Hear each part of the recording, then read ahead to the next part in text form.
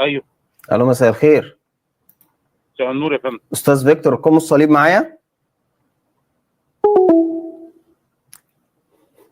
وش كل ده عشان بنسأل الأسئلة البسيطة اللي بنسألها؟ لا بجد والله على طول كده فعلا يعني للدرجة دي يا جماعة؟ انتوا وصلتوا المرحلة دي؟ يا إما بتقفلوا التليفون يا إما ما تردوش يا إما تقعدوا تردوا في الكنايس وتضحكوا يا عيني على المسيحيين الغلابة بكلام انتوا حافظينه. انتوا مش فاهمين احنا بنقول ايه ولا انتوا فاهمين انتوا بتقولوا ايه. تخيل. وفي الآخر لما نتصل مجرد نطق الاسم بس هو عرف عشان بيقولوا القمص، هم بيقولوا القمص ففهم. ممكن يكون هو قاعد معانا أو متابع وهكذا. ليه كده يا فندم؟ تعالى يا فندم تعالى.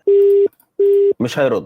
اظن انا لو كنت كلمتك بصوت حريمي مثلا ولا حاجه كنت ايوه يا فندم يا فندم انا اتفضلي طبعا صح. او لو غيرت صوتي عموما. الو مساء الخير، استاذ فيكتور معايا؟ كان عندي سؤال في الايمان المسيحي. كنت وقتها انت اول ما عرفت صوتي ادي يا جماعه. ليه كده يا استاذ فيكتور؟ يعني الرب يباركك يا فندم. ليه كده؟